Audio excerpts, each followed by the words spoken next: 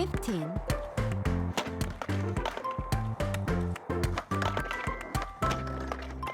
올 한 해 비상계엄령 선포 사태 등 여러 가지 이슈가 있었는데요.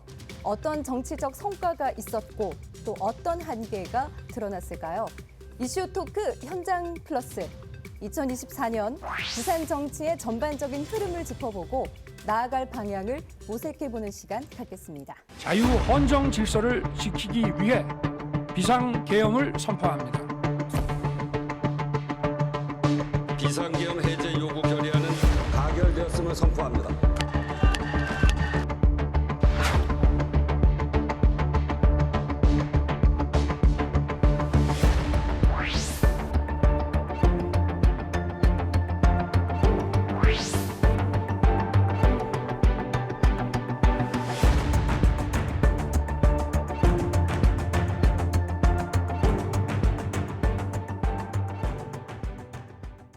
(2024년도) 다사다난한 한 해였는데요. 부산의 정치는 어떤 변화를 겪었을까요? 그리고 2025년 부산의 정치 지형에 어떤 영향을 미칠지 함께 이야기 나눠보겠습니다. 함께해 주실 두 분 모셨습니다. 한정택 한국정치학회 부회장님, 안녕하세요. 안녕하세요. 네, 그리고 홍성민 동아대학교 정치외교학과 교수님 나오셨습니다. 안녕하십니까? 안녕하세요. 네. 먼저 올 한 해 정치권 이슈들이 정말 많았는데요. 그중에서 부산과 관련된 이슈들 어떤 것들이 있을까요? 제22대 총선이 실시되어서 총선 결과 여당의 참패, 야당의 압승으로 귀결됐고 그 과정에서 부산을 방문한 야당 대표가 피습되기도 했고요. 엑스포 부산 유치는 참담한 결과로 이어졌고 구덕운동장 재개발은 시민들의 반대로 계획대로 추진되지 못했고 퐁피두 센터 분관을 유치를 비롯해서 북한 재개발 등 정치적 과제가 산적한 현실입니다. 이런 상황에서 국내적으로는 여당과 야당의 극한 대립이 발생했고 네. 결국 최근에 세계 경제 10대 대국인 우리나라에서 대명천지에 비상계엄이 선포되고 향후에도 김건희 특검법, 대통령 탄핵 등이 예상되고 있어서 정치적으로 매우 복잡한 연말 연시가 될 것으로 예상되고 또한 걱정도 됩니다. 네, 박사님이 쉬지 않고 말씀하실 정도로 정말 올 한 해 많은 정치 이슈가 있었는데 홍성민 교수님께서는 올 한 해 정치 이슈 중에 좀 기억에 남는 게 있다면 어떤 것들이 있을까요? 지금으로서는 비상계엄 사태가 가장 충격적인 사건이고요. 그다음에 정치권이 너무 오랫동안 정면 대결을 하고 있단 말이에요. 정면 대결. 이 모든 상황은 정치가 정상을 벗어나서 너무 비정상인 상태로 오래 가고 있다라고 하는 것이 제 생각입니다. 이번 비상계엄령 사태로 정말 전 국민이 충격에 빠졌고요. 밤잠을 이루지 못했다라는 국민들도 많이 계시던데, 자, 윤 대통령의 비상계엄 선포 두 분은 어떻게 보시는지 전문가 의견이 참 궁금한데요. 먼저 박사님. 대통령이 발표한 비상계엄 사태는 상상할 수도 없는 일이고 대통령실에서는 야당이 사사건건 국정 발목을 잡아서 어쩔 수 없는 선택이었다라고 이야기를 하고 있는데 현 정부 이름이 뭐예요? 윤석열 정부지 않습니까?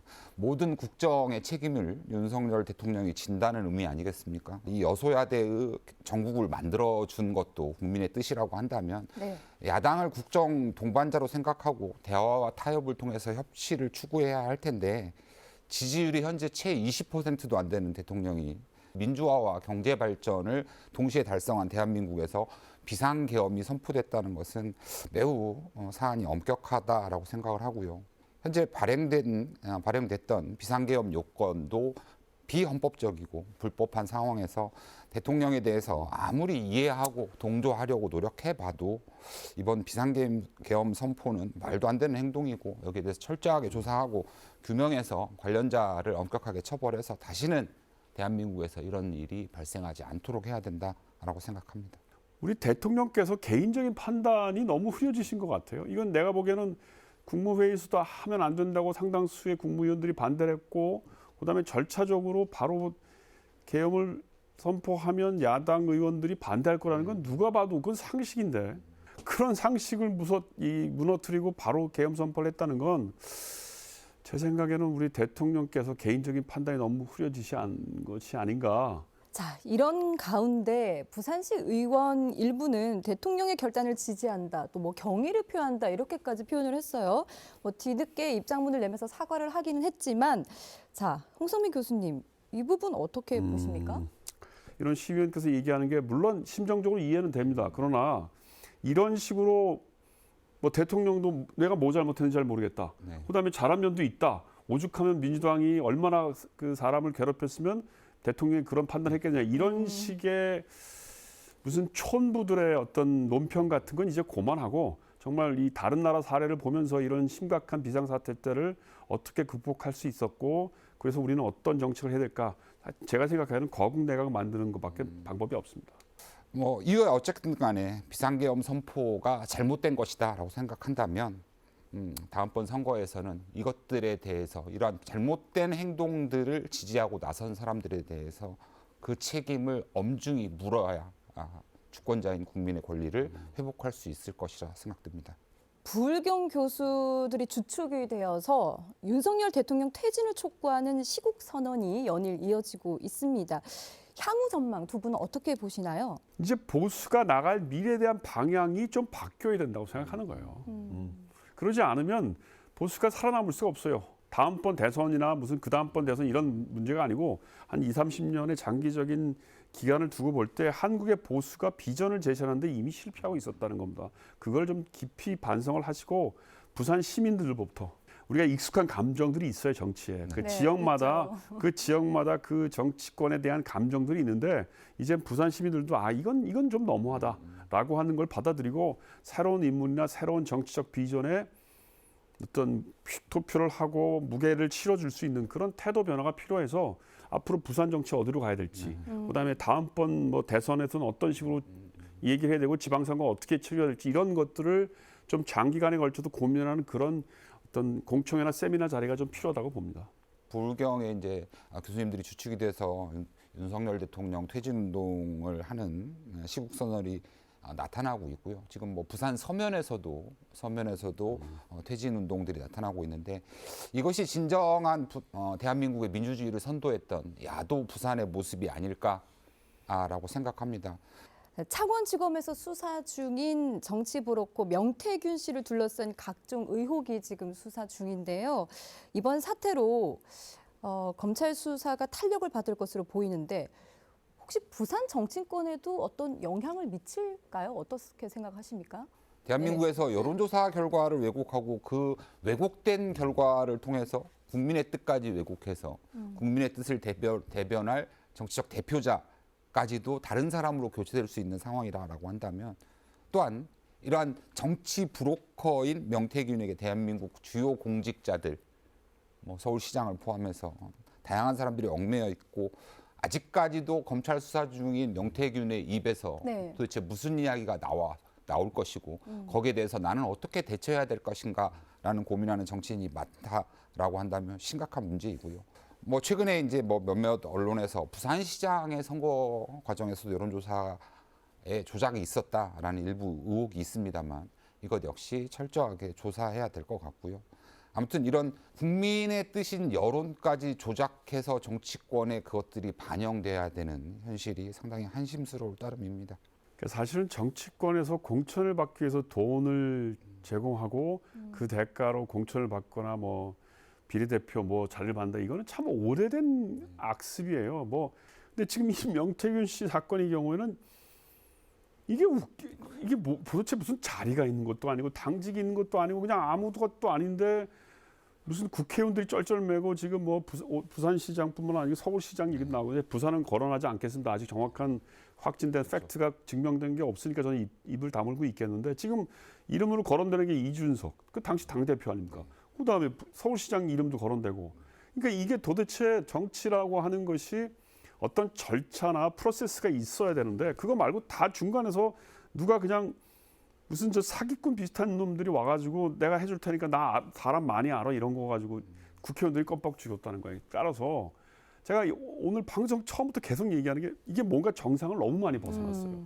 아주 투명하게 어떤 결과가 어떻게 나왔고 그다음에 그 정말 실력이 있고 인기도 여론순으로 된다고 하는 어떤 믿음이 생기지 않으면 국민들 입장에서는 뭐 지들끼리 또 해먹었구나 이렇게 생각한단 말이에요. 이거 해결되지 않으면 한국 정치 미래 없습니다. 돈 주고받고 공천받고 하는 거 이제 하면 큰일 난다고 하는 어떤 선례를 남기는 이 명태균 사건을 통해서 그래서 그런 중요한 일벌백계의 기회가 돼야 된다고 저는 생각하는 겁니다. 네, 이 밖에 또 부산의 주요 이슈들 어떤 것들이 있는지 영상으로 함께 만나보시죠.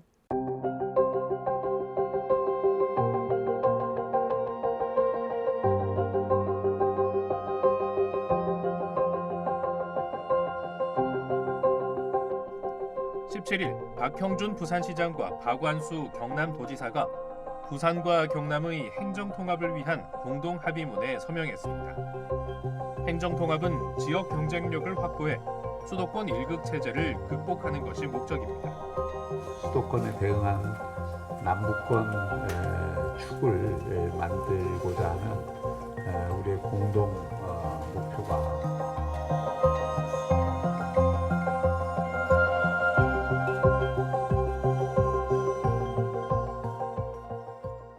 네, 자 부산시가 3년 만에 국정감사를 받았습니다. 이번 국정감사 두 분께서는 어떻게 보셨을까요? 그동안 이제 부산광역시의 경우에 이제 한 3년 동안 국정감사를 안 받았었는데 그 이유는 이제 뭐 부산 엑스포 관련 유치에 집중하라고 그랬던 것 같습니다. 근데 이제 엑스포가 잘 아시다시피 참담하게 패배를 했기 때문에 예. 올해 3년 만에 국정감사가 실시됐는데요.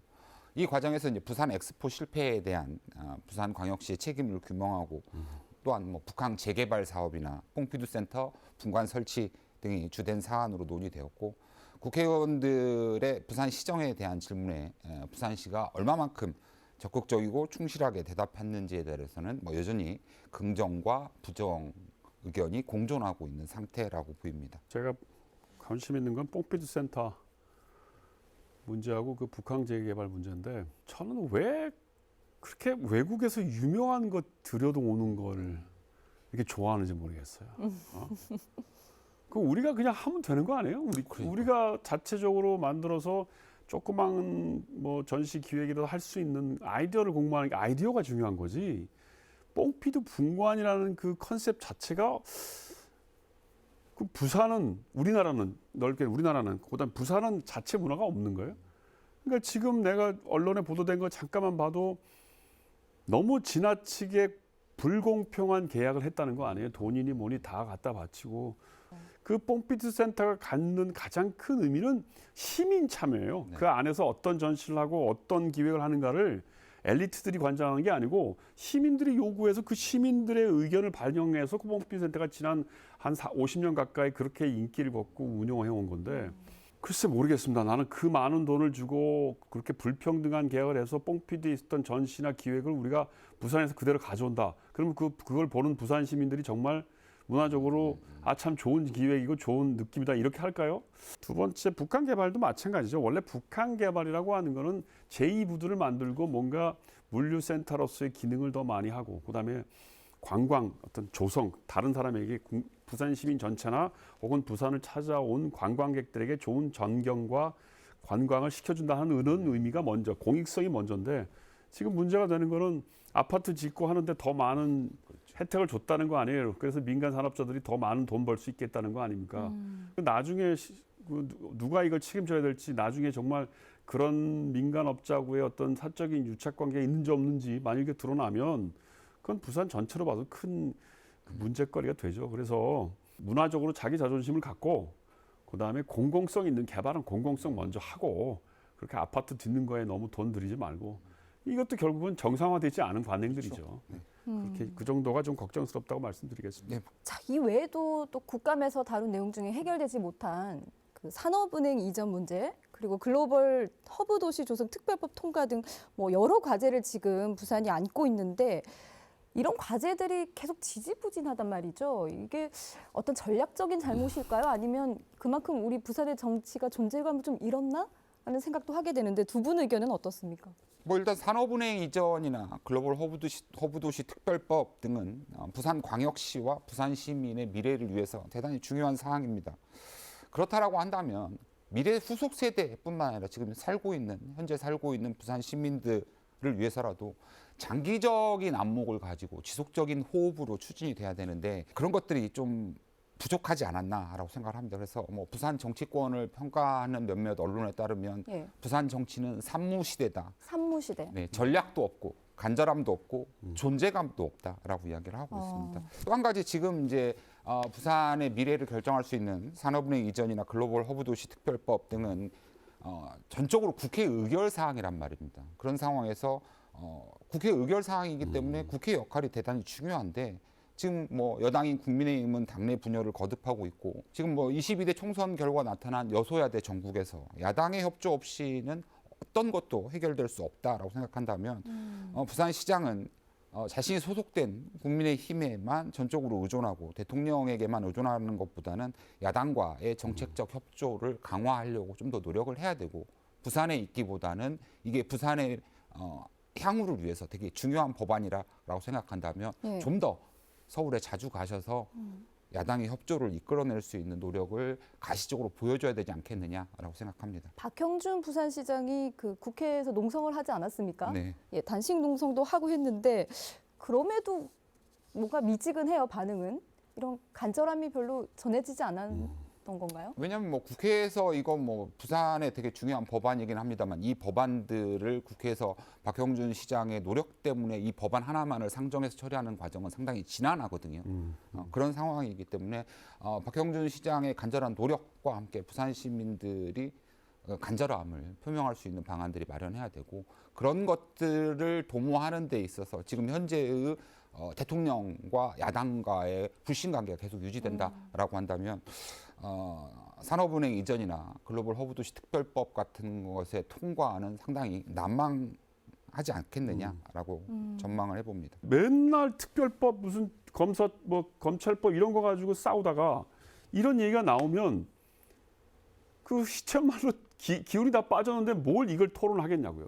예를 들면 경제분과 아니면 무슨 국토분과 이런 게 다 있단 말이에요. 그걸 합쳐놓은 게 글로벌 허브도시 이 대책에 관련된 건데 지금 부산시 국회의원들이나 박형준 시장은 그럴 만한 인맥 관리가 안 되는 거예요. 국회의원들, 야당 국회의원들을 다 자기 편으로 만들어야죠. 네.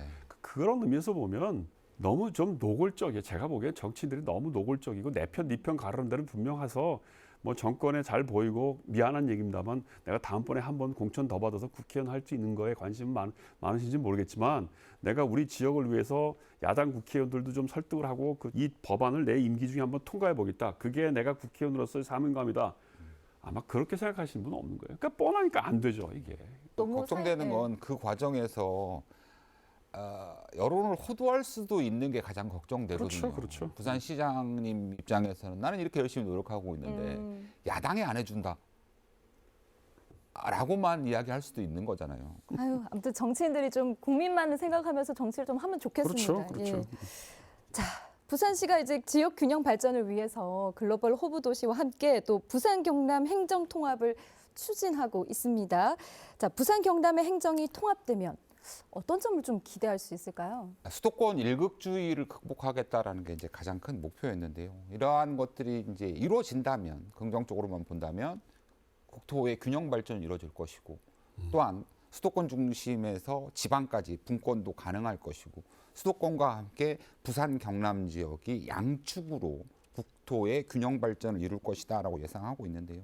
근데 뭐 다양한 점 기대 사항도 있습니다만 쉽지는 않을 것 같습니다. 왜냐하면 당장 뭐 쉽게 말씀드리면 부산 경남이 통합되면 부산시장이나 경남도지사 중에 자리 하나는 없어집니다.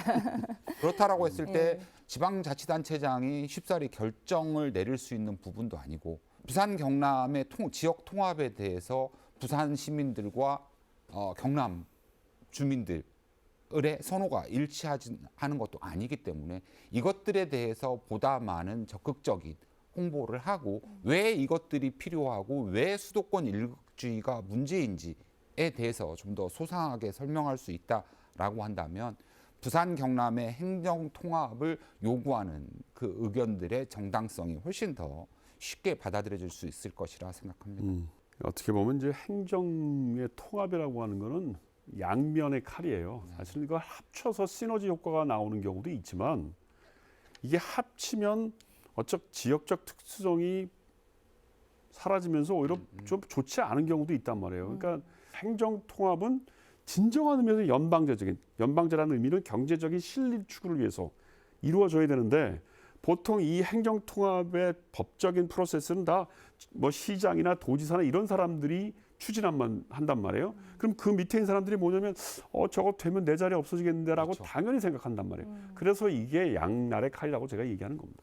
자, 보수 텃밭 부산의 올 한해 성과 그리고 또 한계에 대해서 두 분과 함께 이야기를 나눠봤는데 자, 우리 부산 도시의 경쟁력을 강화하기 위해서 앞으로 지역 정치권은 어떤 자세로 임해야 할지 전문가 두 분의 조언을 짧게 한마디씩 좀 듣고 싶은데요. 정치학자로서 한 말씀 드리면 대의민주주의의 핵심 원리는 보상과 처벌이거든요. 잘하는 사람과 정당은 다음번 선거에 또 뽑아주고 기껏 뽑아줬더니 잘못하면 다음번 선거에서는 그 사람과 그 정당은 선택하지 않는다라는 것이 보상과 처벌의 원칙입니다. 정치인들에게 중요한 것은요, 단기적인 업적을 보여주거나 보여주기식 행정은 절대 아닙니다. 진정 국민을 위한 길이 무엇인지 정치인들은 심각하게 생각해야 될 것 같고 그 길, 그 정치의 길에 방향타는 결국 국민이 결정한다는 것을 명심했으면 좋겠습니다. 부산 지역구 국회의원들이 예를 들어서 야당 의원, 부산에 있는 야당 의원이 한 6-7명 됐다고 칩시다.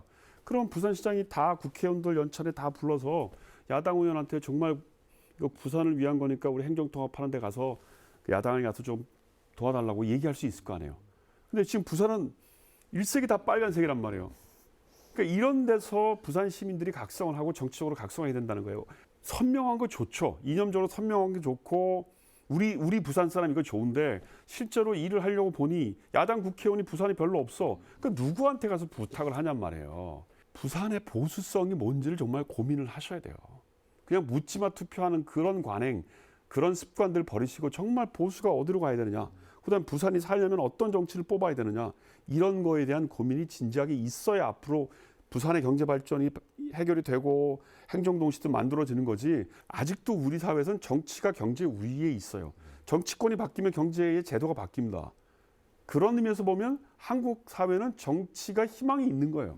그런 의미에서 양쪽 날이라는 것도 정치가 너무 변하지 않아서 시큰둥하고 재미가 없는데 그렇지만 역시 정치가 변하면 세상이 변할 수 있다는 의미에서 부산 시민들에게 제가 부탁드리고 싶은 건 보수 정치가 뭐냐, 부산 정치의 정체성이 뭐냐를 이번 여러 이런 비상계엄 사태니 여러 사태를 통해서 한번 반성할 수 있는 공청회라든가 세미나가 있기를 바랍니다.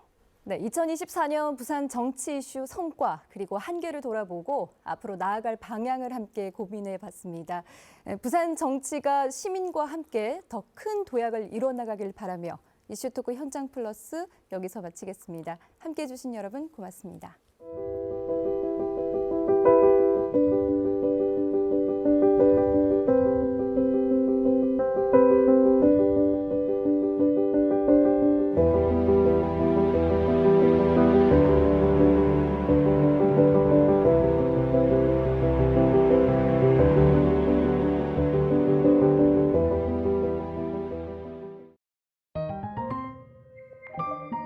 채널 BTV